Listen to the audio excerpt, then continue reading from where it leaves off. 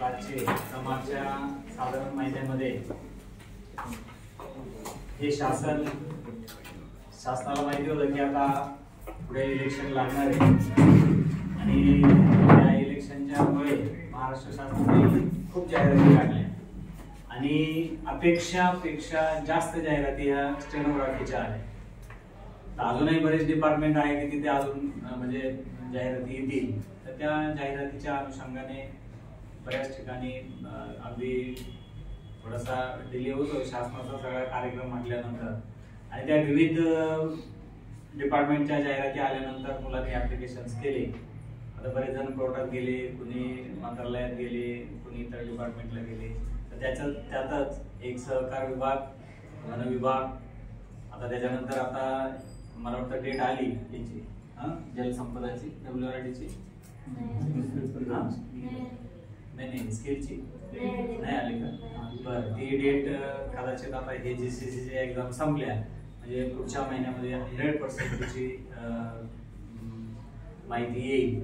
आणि अजून त्याच्यानंतर तुमचं जे हे डिपार्टमेंट आहे आता नगर रचनाचं, तर त्याची पण स्कीम ही कदाचित पुढच्या महिन्यात म्हणजे जानेवारी मध्येच होण्याचा म्हणजे होईल कदाचित. कारण काय करतं शासन कधी पण थोडासा लोड कमी करण्याचा प्रयत्न करतो आहे की नाही. तर मी ह्या परीक्षेमध्ये पण बरेच विद्यार्थी आहेत. तर आताच सहकार विभाग या विभागाचा निकाल लागला, त्यात आपल्या क्लासचा विद्यार्थी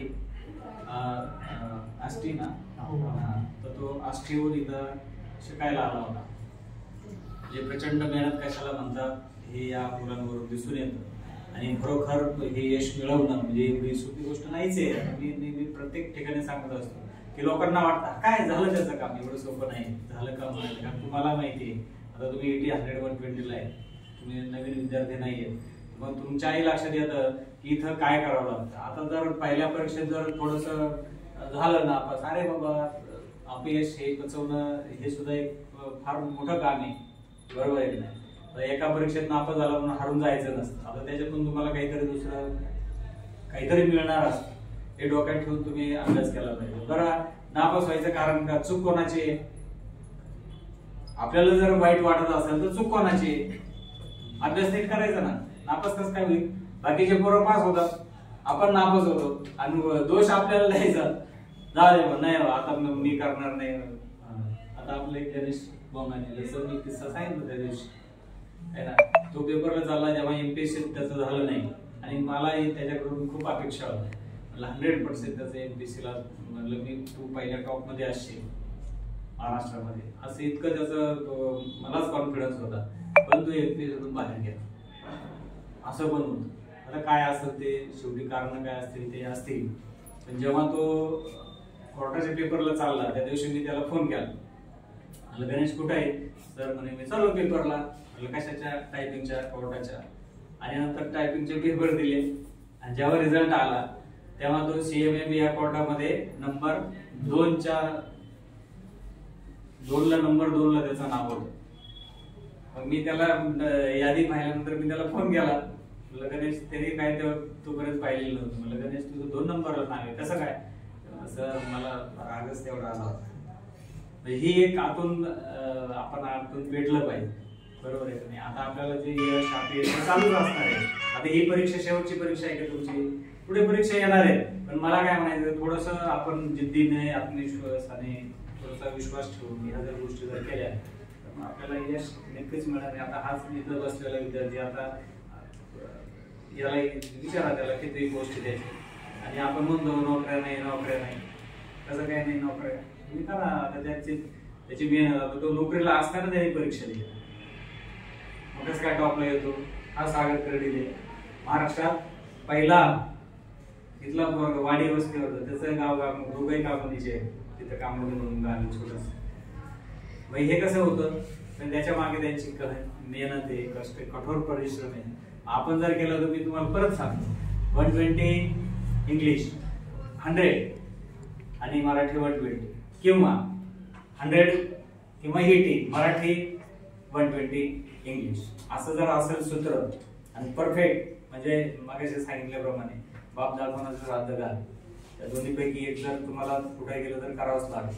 बरोबर. शॉर्ट हँड मध्ये आपण जर तेवढं परफेक्टपणा जर ठेवला तर नोकरी आपली पक्की आहे. अजूनही पक्की आहे. आता इतर क्षेत्रामध्ये खूप स्पर्धा आहेत, आहे का नाही स्पर्धा? तुम्हाला बाकीचे शॉर्ट हँड सोडून इतर ठिकाणी जायचं म्हटल्यानंतर त्या दिवशी तुमचे ते वने साहेब बोलले PSI, इतर ठिकाणी एवढं सोपं नाही. मग तिकडे 8-8 वर्ष तुम्ही MPSC मध्ये घासण्यापेक्षा 2 वर्षामध्ये हे परफेक्ट करा. हे परफेक्ट केल्यानंतर तुम्हाला अवघड काय, कोर्टामध्ये काय प्रीची परीक्षा द्यावी लागते का? नाही द्यावी लागत. डायरेक्ट जायचं, डिक्टेशन घ्यायचं हायकोर्टामध्ये, प्री नाही द्यावं लागत. अडचण काय आहे? पण हा जो कोर्स आहे हा खरोखर आता हीच विद्यार्थी तुमचे, आता तुम्ही या 2-3 दिवसापासून तुम्ही पाहता किती विद्यार्थी आपले गेले.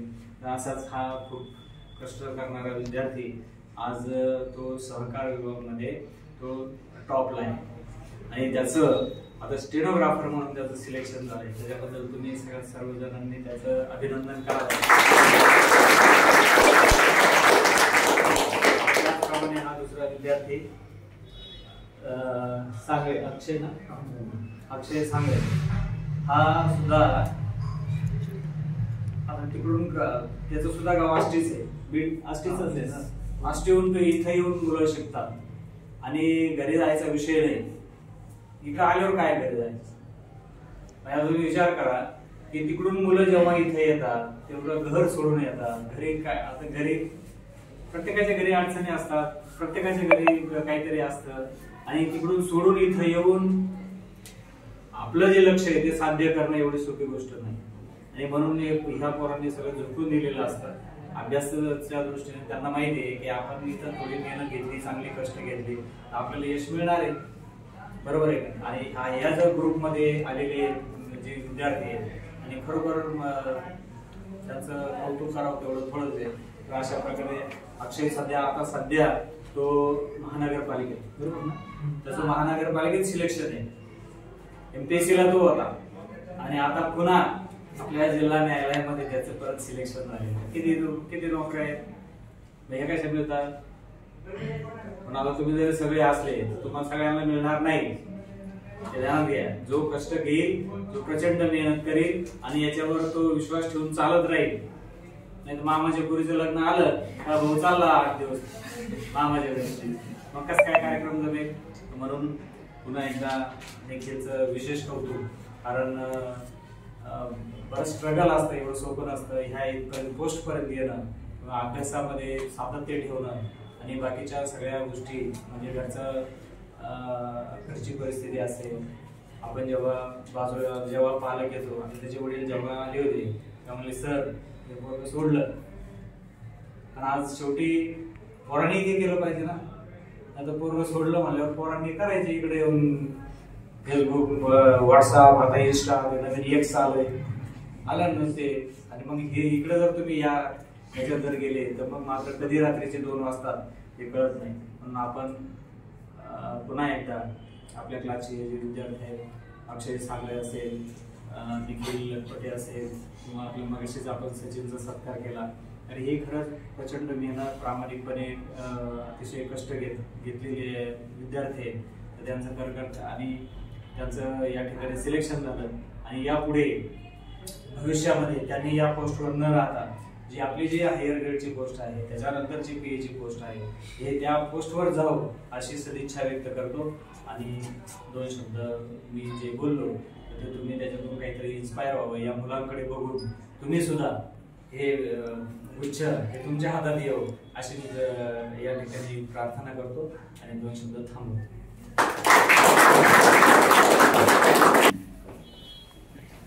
माझं नाव निखिल लक्ष्मण लटपटे, मी आष्टी, तालुका आष्टी आणि जिल्हा बीड इथून आलतो ना. तर माझी 2019ला BSc चालू होती, लास्ट इयर होतं आणि वडील शिकलेले होते, त्यामुळे ते काय म्हणले स्टेनोबद्दल एक कोर्स तू कर. तर मला असं कळालं की सोनईमधून भरपूर मुलं पास होतात स्टेनोमधून, नाही का, आणि रिझल्ट पण चांगले येतात. तर मी सोनईला आलो आणि सोनईला आल्यानंतर क्लास सुरू केले. त्याच्यानंतर आमची पहिल्यांदा पलीकडे क्लास होते, नाही का. तर क्लास सुरू केल्यानंतर 1-2 महिने झाले क्लासमध्ये. मला चांगलं म्हणजे नाही का चांगली प्रॅक्टिस करत होतो नाही का सुरुवातीला. आणि मेन म्हणजे सरांनी फर्स्ट टाइम मला बॅचमध्ये वाचायला लावलं होतं. मी वाचित नव्हतो, पण सर म्हणले चुकलं मी सांगतो नाही का. तर मी वाचलं, मला जमलं आणि मला तेवढ्याच एवढा कॉन्फिडन्स आला. मी रेग्युलर प्रॅक्टिस चांगली वाढली आणि नाही का म्हणजे डिक्टेशन मध्ये मला जास्त कॉन्फिडन्स आला आणि सर्वांचं लक्ष भरपूर होतं माझ्याकडे. मी मागं जरी असतो तर प्रत्येक दिवशी सर विचारायचे लटपटे आलाय का, मागून हात